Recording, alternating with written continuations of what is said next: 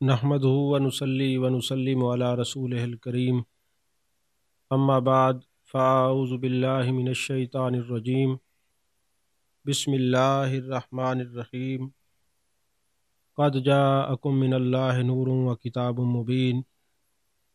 قال اللہ تبارک و تعالی فی مقام آخر فلا وربک لا یؤمنون حتی یحکموک صدق اللہ العظیم و صدق رسولہ النبی الکریم الامین قال اللہ تبارک و تعالی فی شان حبیبہ مخبرا و حاکما ان اللہ و ملائکتہ یصلون علی النبی یا ایہا الذین آمنوا صلوا علیہ وسلموا تسلیما اللہم صلی علی سیدنا و مولانا محمد و علی آل سیدنا و مولانا محمد و بارک وسلم وصلی علیہ الصلاۃ والسلام علیک یا رسول اللہ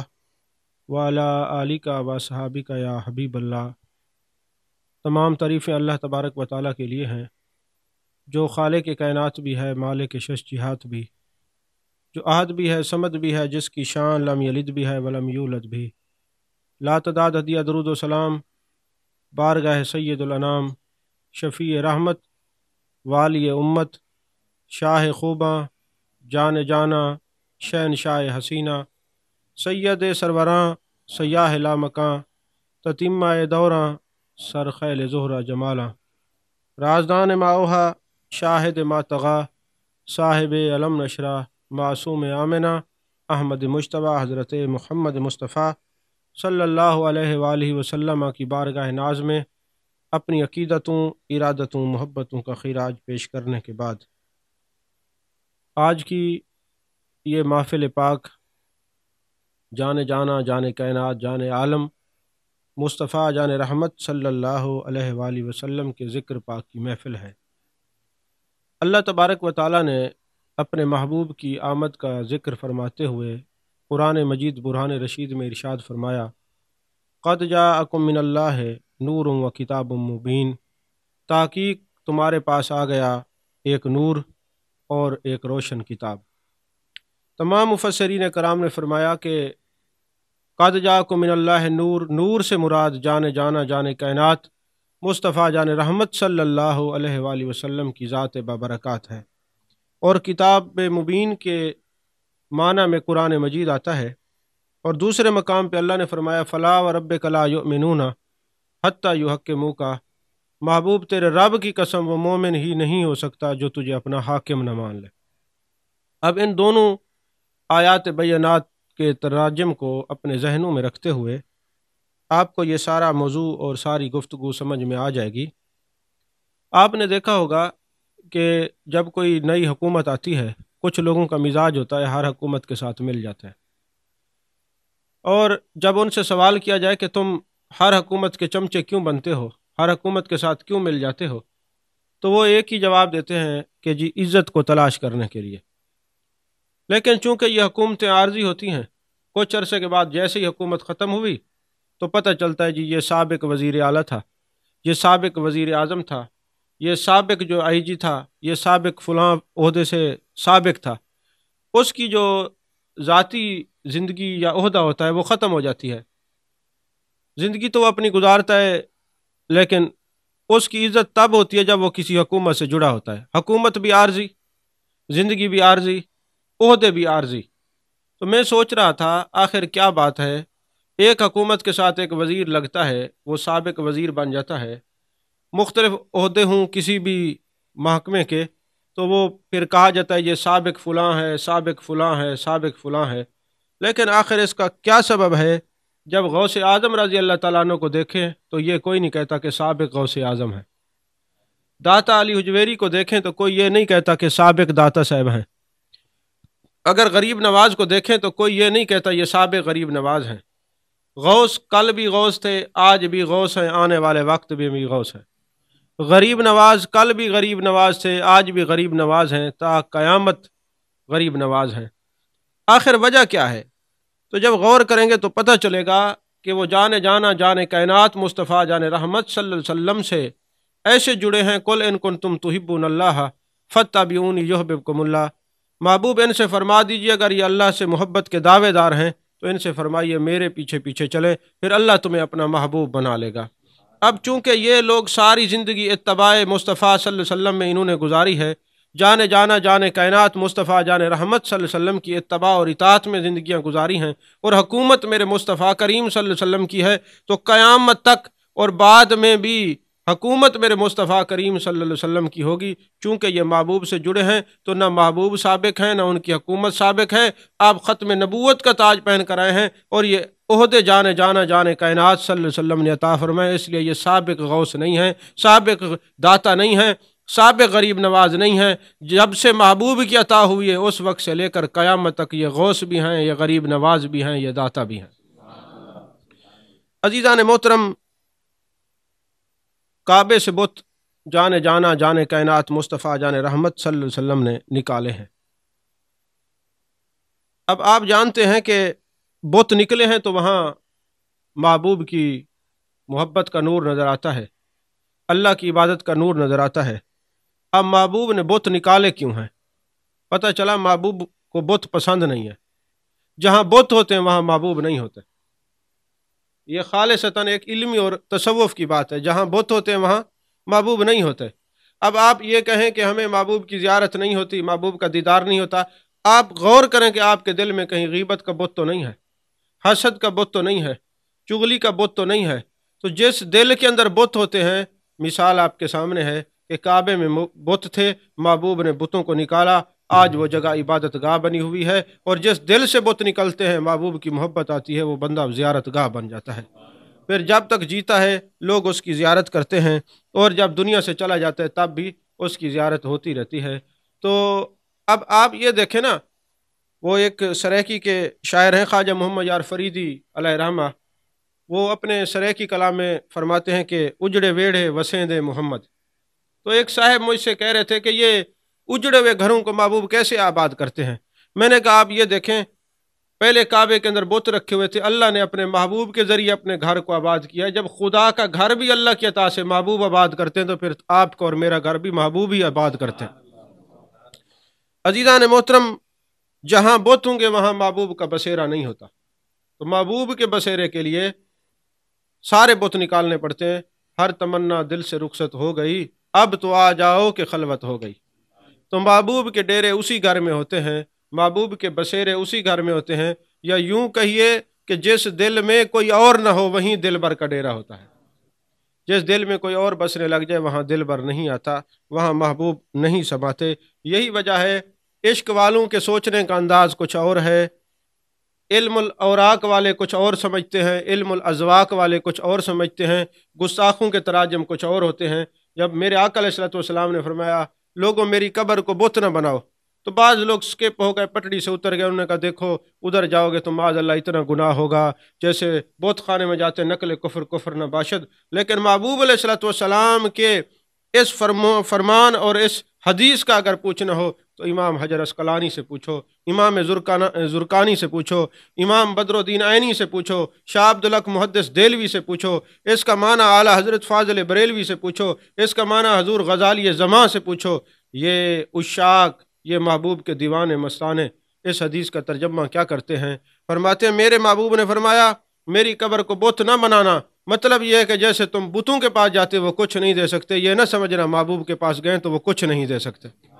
بلکہ یہ نہ سمجھنا، بلکہ محبوب نے فرمایا من زارنی بعد وفاتی فکأنما زارنی فی حیاتی۔ جیسے تم میرے محبوب فرماتے ہیں میری مزار پہ میری زندگی میں کوئی آتا تھا، میری زندگی میں جب کوئی زہری حیات میں کوئی آتا تھا، اس طرح بعد وصال جو میرے مزار پہ آئے گا اس کو ویسے ہی فیض ملے گا جیسے میری زندگی میں ملتا ہے۔ اور حدیث پاک ہے میرے آقا کریم صلی اللہ علیہ وآلہ وسلم نے ارشاد فرمایا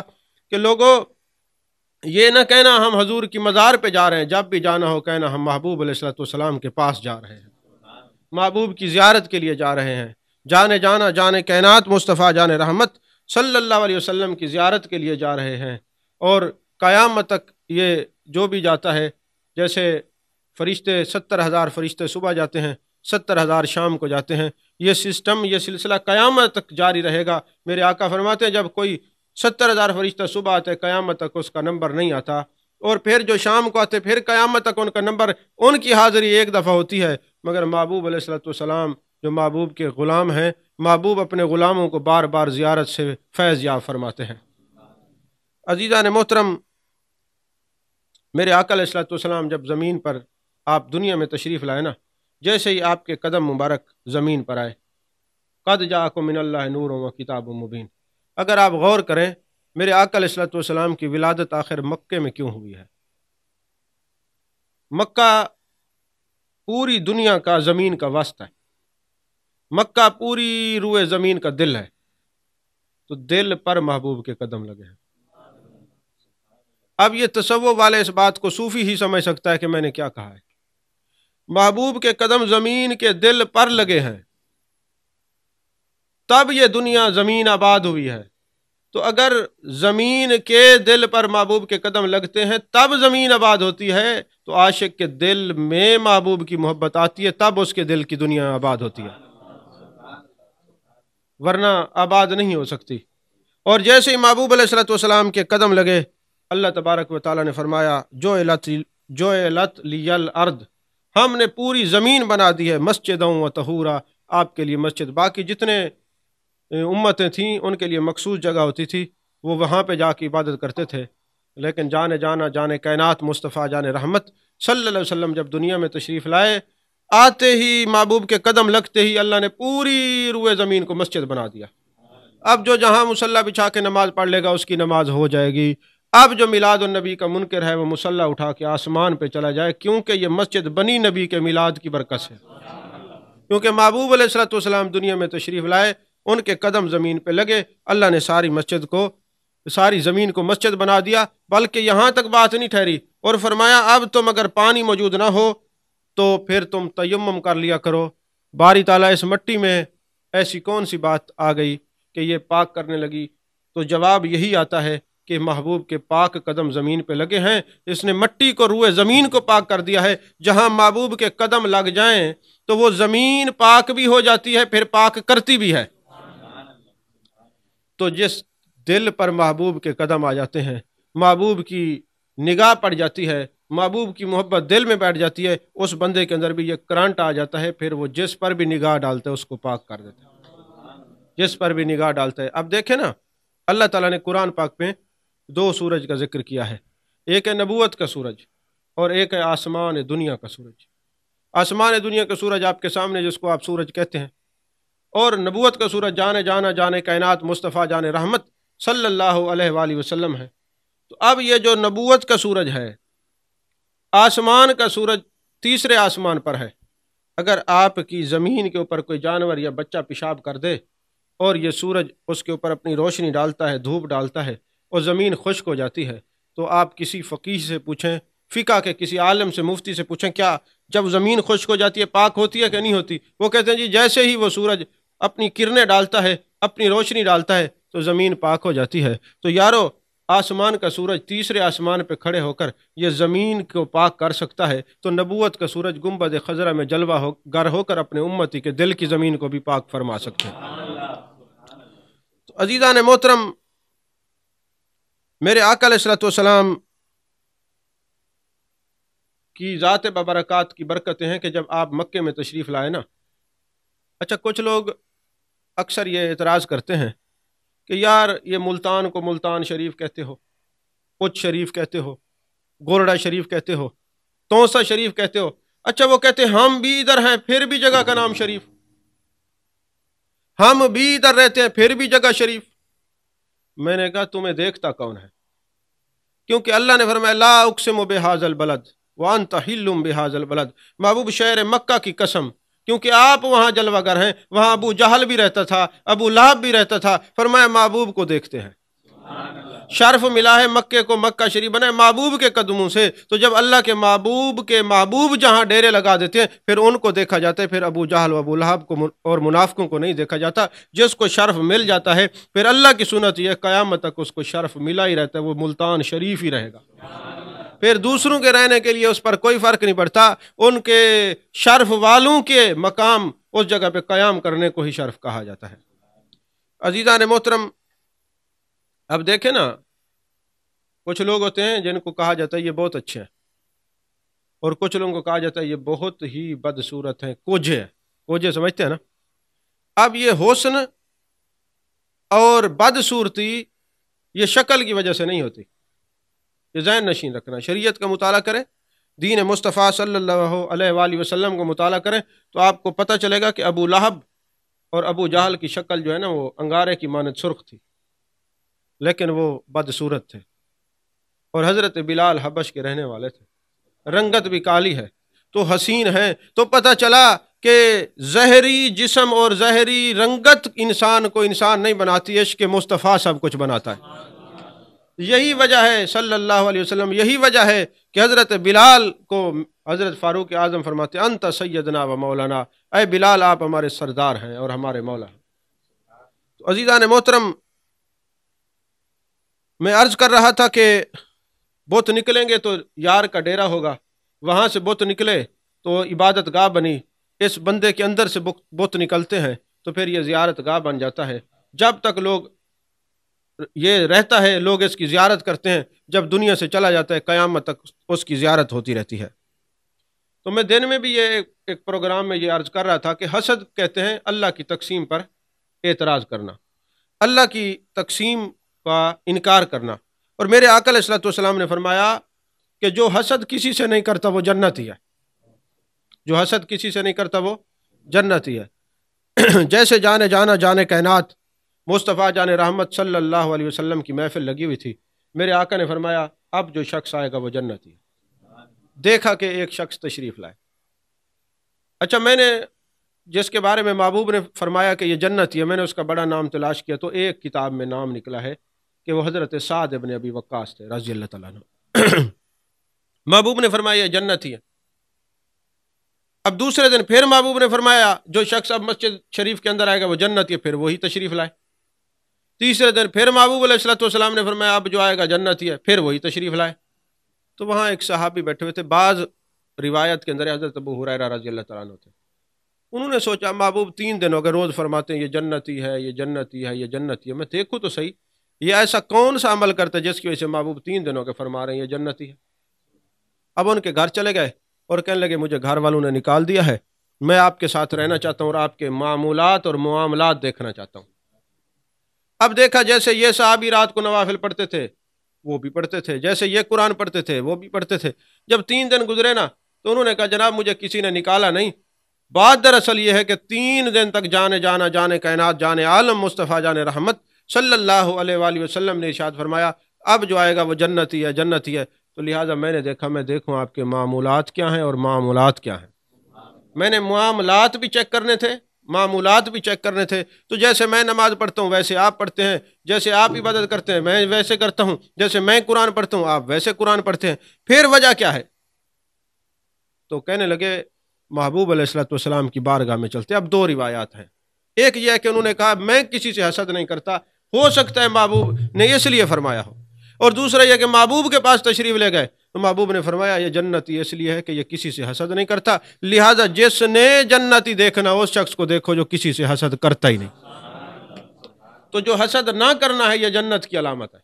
حسد نہ کرنا یہ جنتی ہونے کی علامت ہے۔ آپ دیکھیں نا میں اکثر کہا کرتا ہوں کہ محبوب علیہ الصلوۃ والسلام نے جبل احد پہ قدم مبارک رکھا اور وہ وجد میں آ گیا، محبوب کے قدم لگے، فرمایا پہاڑ ٹھہر جا، تو نہیں جانتا تیرے اوپر 1 نبی 1 صدیق اور 2 شہید کھڑے ہیں، اور فرمایا ھذا جبل نحبنا و نحبہ یحبنا و یحبہ، یہ مجھ سے محبت کرتے ہیں میں اس سے محبت کرتا ہوں۔ یا رسول اللہ صلی اللہ علیہ وسلم یہ پہاڑ آپ سے محبت کرتا ہے، آپ جانتے ہیں، اور جانتے ہیں تو ہمیں کیوں بتایا ہے؟ اور ساتھ ہی ایک اور 3 میل کے کلومیٹر کے فاصلے پر مدینے میں ایک پہاڑ ہے جس کا نام ہے جبل عیر، جبل عیر بھی اس کو پڑھتے ہیں بعض لوگ۔ تو فرمایا یہ مجھ سے بغض رکھتا ہے یہ جہنمی ہے۔ یا رسول اللہ صلی اللہ علیہ وسلم یہ پتھر یہ پہاڑ آپ سے محبت رکھیں، آپ جانیں وہ جانیں، آپ نبی ہیں وہ امتی ہیں، بغض رکھتا ہے آپ جانیں وہ جانیں، ہمیں کیوں بتایا؟ فرمایا 2 باتوں سے، ایک بات تو یہ ہے کہ تمہیں پتہ چل جائے اگر پتھروں کی محبت اور بغض نگاہ نبوت سے نہیں چھپ سکتا تو پھر تمہاری محبت اور بغض نگاہ مصطفیٰ سے کیسے چھپ سکتا؟ اور دوسری بات یہ ہے تمہیں بتا دوں اگر چلتا پھرتا دنیا میں جنتی یا جہنمی دیکھنا ہو تو اس کی نشانی یہ ہے کہ جو مجھ سے محبت رکھے وہ جنتی ہے، جو بغض رکھے وہ جہنمی ہے۔ تو اب یہ کتنی نشانیاں ہو گئی، ایک جو کسی سے حسد نہیں کرتا محبوب نے فرمایا وہ جنتی ہے، اور دوسرا وہ ہے کہ جو محبوب علیہ الصلوۃ والسلام سے محبت کرتا ہے۔ اور میرے آقا نے فرمایا حسد نیکیوں کو ایسے کھا جاتا ہے جیسے آگ لکڑیوں کو کھا جاتی ہے۔ لوگوں کا لوگوں سے حسد کرنا نیکیوں کو کھا جانا ہے۔ اگر مولوی سے حسد کرے اس کی نیکیاں گئیں، اگر کوئی اسکالر سے حسد کرے اس کی نیکیاں گئیں، تو اب یہ کیا ہوا کہ حسد اللہ کی تقسیم پر راضی نہ ہونا، یعنی اللہ جس کو جو عطا کرے۔ میں ایک دن سوچ رہا تھا، سورہ حجرات کی اشارہ دے رہا ہوں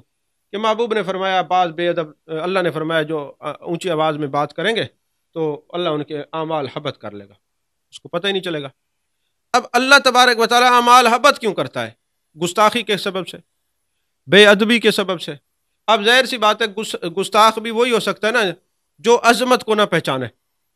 جو کسی کی عظمت کو پہچانتا ہوگا وہ گستاخ نہیں ہوگا۔ گستاخی کا مرتکب تب بندہ ہوتا ہے جب کسی کی عظمت کو نہ جانتا ہو۔ عظمت کو جان لے گا تو پھر گستاخ نہیں ہو سکتا۔ تو اب اللہ تعالیٰ نے فرمایا جو اونچی آواز میں بات کرے گا اس کے اعمال حبط ہو جائیں گے۔ اور ادھر فرمایا کہ حسد کی تعریف یہ ہے جو اللہ کی تقسیم کا انکار کرے، یعنی اللہ نے فلاں چیز دی ہے تو اس سے حسد کرتے۔ اب مجھے آپ یہ کہنے دیجئے، مجھے اس بات میں کوئی تردد نہیں کہ آخر محبوب کو نبوت تو اللہ نے دی، ابو جہل جلتا ہے، حسد کرتا ہے۔ محبوب کو علم غیب اللہ نے عطا فرمایا، محبوب کو اختیارات اللہ نے عطا فرمائے، محبوب کو عظمتیں، شانیں، ذکر کی بلندیاں، یہ رفعتیں، یہ سارے کمالات اللہ نے عطا فرمائے۔ اب جو اللہ کے دیے ہوئے کمالات سے جلتا ہے وہ حاسد ہے، اس کو پتہ ہی نہیں چلتا، اس کے اعمال برباد ہو جاتے ہیں، اس کے اعمال ضائع ہو جاتے ہیں۔ عزیزان محترم، میرے آقا کریم صلی اللہ علیہ وسلم کا ذکر ہو، آپ کی مجلس کی محفل ہو، آپ کے ذکر کی محفل ہو تو عرش معلیٰ تک خوشبو جاتی ہے۔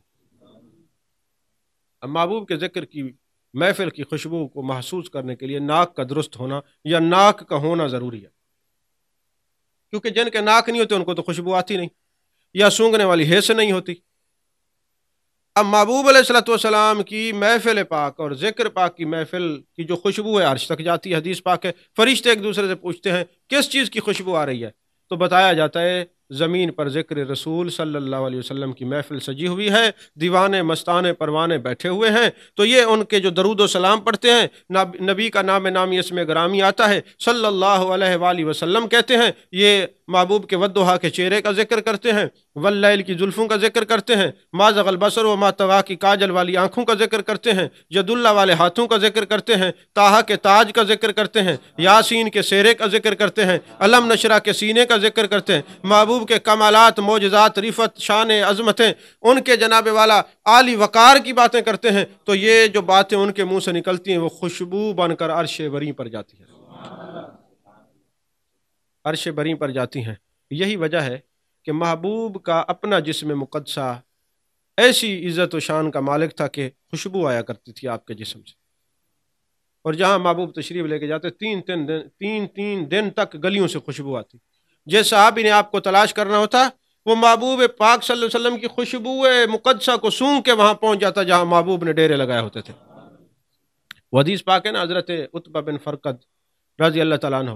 ان کے جسم سے خوشبو آتی تھی، اتفاق سے ان کی شادیاں بھی 4 تھیں۔ جب وہ گھر جاتے تو ان کی گھر والیاں اچھی خوشبو لگا کے بیٹھی رہتی۔ اپنے خاوند کی خوشنودی کے لیے خوشبو لگانا جائز ہے، بازاروں میں عورتیں خوشبو لگا کے نہیں جا سکتی۔ اب وہ جب بھی آپ تشریف لے جاتے آپ کی خوشبو ان کی خوشبو پہ غالب آ جاتی۔ تو ایک دن 4 نے عرض کی کہ حضور وجہ کیا ہے، آپ کے جسم سے خوشبو آتی ہے؟ تو فرمانے لگے یہ میری خوشبو نہیں ہے، اصل بات کیا ہے کہ میں چھوٹا سا بچہ تھا، میری پشت کے اوپر نا گرمی دانے نکلے، چھوٹے چھوٹے دانے نکلے گرمی کی وجہ سے۔ میرے ابا جی مجھے جان کائنات مصطفیٰ جان رحمت جان عالم صلی اللہ علیہ وآلہ وسلم کی بارگاہ میں لے گئے۔ محبوب نے فرمایا اس کی قمیض اتارو، میں نے قمیض اتاری، محبوب نے اپنا لعاب دہن اپنے ہاتھ پہ لگا کے میری پشت پہ ملا، وہ ملنے کی دیر تھی۔ آج میں جوان ہو گیا ہوں، بوڑھا ہو گیا ہوں، میرے جسم سے جو خوشبو ہے یہ میری نہیں، یہ لعاب مصطفیٰ صلی اللہ علیہ وسلم کی خوشبو، یہ محبوب پاک صلی اللہ علیہ وسلم کے لعاب دہن کی خوشبو ہے، اور یہ خوشبو غالب آ جاتی، جہاں محبوب ہوتے وہاں پہنچ جاتے۔ تو ایک بندہ مجھے سوال کرنے لگا کہ حضرت بات یہ ہے کہ یہ جو خوشبوئیں ہیں یہ آپ لوگوں کو محفل میلاد پر نصیب ہو جاتی ہیں، اور یہ خوشبوئیں آپ محسوس کرتے ہیں، صحابہ بھی محسوس کر لیتے تھے، یہ جو عشق والے ہیں ان کو محسوس ہوتی ہے، تو ہمیں خوشبو نہیں آتی ہے، اس کا سبب کیا ہے؟ میں نے کہا جب یہ بات پکی ہے، جہاں محبوب گزرتے خوشبو آتی، جس مکان میں قیام کرتے خوشبو آتی تھی، لیکن ہجرت کی رات جب غار میں جلوہ گر تھے، ابو جہل اور اس کے ساتھی غار کے سرانے پہ کھڑے رہے مگر ان کو خوشبو محسوس نہیں ہوئی، تو پتہ چلا جسم مصطفیٰ صلی اللہ علیہ وسلم کی، ذکر مصطفیٰ صلی اللہ علیہ وسلم کی، اسم مصطفیٰ صلی اللہ علیہ وسلم کی خوشبوئیں ان کو آئیں گی جن کے پاس دولت ایمان ہو گئی، دولت عشق ہوگا، دولت محبت ہوگی۔ آج بھی آپ دیکھیں اولیاء کی مزارات پہ جائیں، داتا صاحب چلے جائیں، بغداد شریف چلے جائیں، ہاں جی اجمیر شریف چلے جائیں، وہاں آپ دیکھیں کہ خوشبوئیں آ رہی ہوتی۔